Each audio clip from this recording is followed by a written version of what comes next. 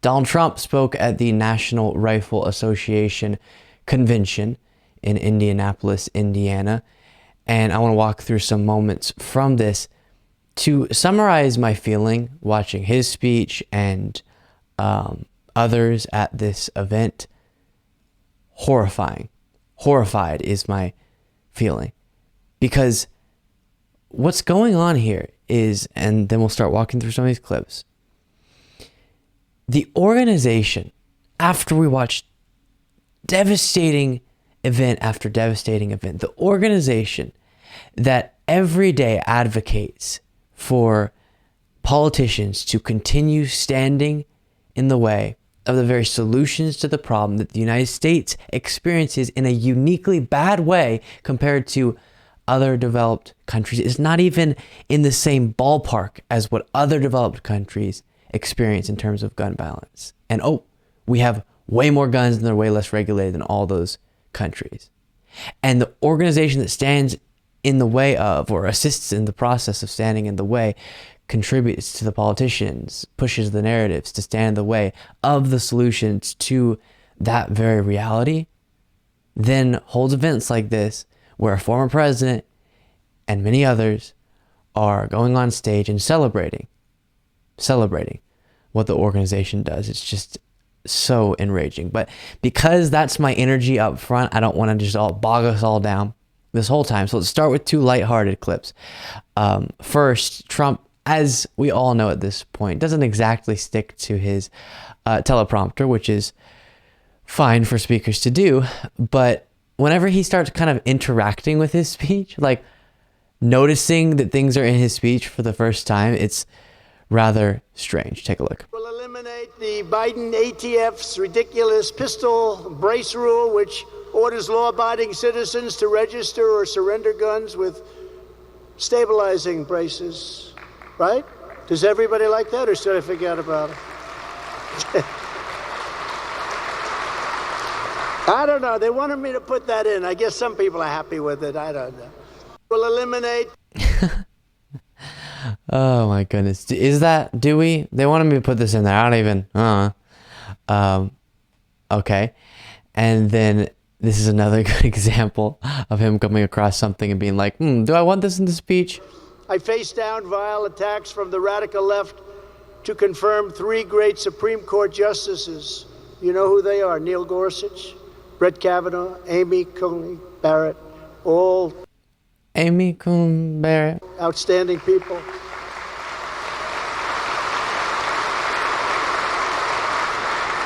They don't help me much, I got to tell you that. They vote against me too much, but one of those little things in life, right? His speech, great people. Well, I mean, they don't help me too much. And then we get to some of his proposals as to what we should do instead of regulating guns more reasonably, more properly. No one's taking away your Second Amendment, but just properly regulating a dangerous killing tool. And as I will always say when they bring up things, as you're about to see here, when he says hardening schools, if he means making sure schools are secure, yes, great. Certain proposals they'll put forward are taking that too far, but generally, yes, let's make sure schools are secure. And also, let's not have weapons of war on the street. Let's not have guns that people are getting without any understanding on the part of society as to the mental stability of that person, and no understanding necessarily on the part of the individual as to how to properly use the gun, how to keep those around them safe with that weapon. But here's this. As we restore safety to our streets, we must also restore it to our schools, hardening places of learning. We have to harden our assets to protect our children against threats of any kind. Last month, as we So harden the schools, he says. That's what we should be doing instead of all these other solutions. Let's make sure the schools are hardened and also make sure that guns are properly regulated. Again, just like how other developed countries do more properly. And we've seen case studies of this, both in the United States and in other countries, when there's not a law and then it's implemented, or a law is repealed, and the effect that has directly on gun violence. It matters, it impacts this reality, but they don't care.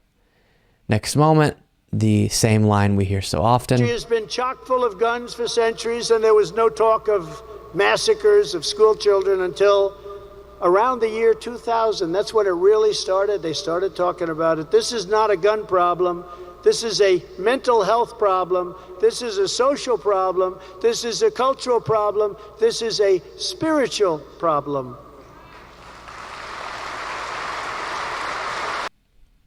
Other countries have mental health problems. Other countries, within whatever you see as a spiritual problem, experience these issues. They don't experience the same level of gun violence, because if you have someone who has severe mental health problems, if you have someone who Trump interprets as not spiritually aligned as they should be, or whatever it might be, that we should make sure, sticking on mental health, that people have the proper treatment. We set up our communities and invest in our communities to yield the best outcomes so that people's mental health is the best that it can be. But when there are individuals who are unstable, who are wanting to do something violent, why give them easy access to something to make that even more devastating, to make their ambition something they can turn into a reality? That doesn't make sense to me at all. Then he gets onto the subject of the 2024 Republican primary and starts putting polls up on screen and talking about how he's leading in these polls. In a two-way poll of Florida last week, it was Trump 47 and DeSantis 32%. And there was another poll in Florida where Trump was at 80 and DeSantis was at 15. That's a Florida poll. In Texas, it's Trump 52%, DeSantis 20, Pence 5, Haley 4. You know, the only way we could lose is if we go prevent defense. Do you agree? Do you know what that means, right? In football, where they're holding the team to no score, and then they go prevent the last 2 minutes, and they lose the game. We will never go prevent, but you can take a look in a two. He was referring to DeSantis there as Ron DeSantis, as he does. And it's interesting because that one you can decipher the least meaning from, right? Meatball Ron, you would understand why he's calling him that. Or Tiny D, as it was reported he says in private. Or Ron DeSanctimonious. You understand what he's trying to say. That one, it's unclear. But funny. Because DeSanctis, something about DeSanctis just sounds... I hate to use this term because some people I know will feel uncomfortable. It sounds naughty. DeSanctis just sounds like a potty word, as my parents once said a long time ago, a potty word. DeSanctis, ooh, that's inappropriate. Okay, then we get to, this very much, the mood must change for this. Instead of talking about actual solutions, he's now blaming or saying the focus should be on trans people and cannabis in terms of mass shootings. To convene an independent outside panel to investigate whether transgender hormone treatments and ideology increase the risk of extreme depression, aggression, and even violence. I think most of us already know the answer, don't we? Furthermore, we have to look at whether common psychiatric drugs, as well as genetically engineered cannabis and other narcotics, are causing psychotic breaks. A lot of problems. We're having problems. It's distract, so we don't talk about what we know could have an impact. That's what we're seeing there. And more of it, just vile rhetoric. Take a look. They want to abolish your borders and impoverish your families while spending your money on endless and very, very stupid foreign wars. They want to demonize patriots and persecute Christians while pushing the transgender cult on your children. this and what we saw on yesterday's show with Webster Barnaby, who called the transgender community demons and mutants, just sick rhetoric. And it's just so common now within this part of the right. It's just the normal, most popular thing to say, to ruthlessly, brutally demonize and dehumanize a group of people just for being who they are. Last thing we'll end on his N-word rant that he does all the time, where he says nuclear. Oh, you can't say the N-word. The N-word, he always thinks is hilarious.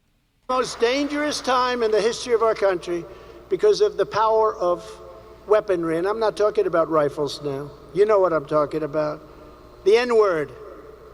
Can't use the N-word. 2 N-words you can't use. You can't use the nuclear word. The power of these weapons is so, and I would never talk about it.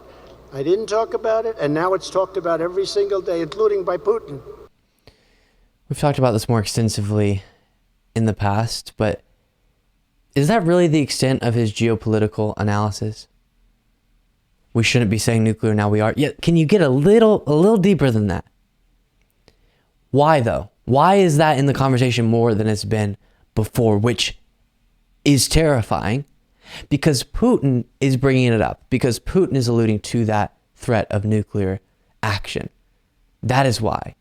And Putin is the one who decided to invade Ukraine and then bring this threat up within the context of that invasion. And so what Trump's getting at is Biden is to blame for that, and Biden is acting incorrectly in supporting Ukraine. But see, you have to explain why your solution to the admittedly terrifying moment we're in because of the actions of Russia, why your solution is more in the interest of peace, why your solution of not supporting Ukraine in this moment, as he's didn't explicitly say in that clip, but has in others, criticizing Biden for the support to Ukraine, why that would be more in the interest of peace and global stability. Because setting up a situation where the lesson is learned, if you threaten nuclear action, you can do whatever you want, you can invade whichever country you want, you can occupy whatever territory you'd like, and the global community will be good with it.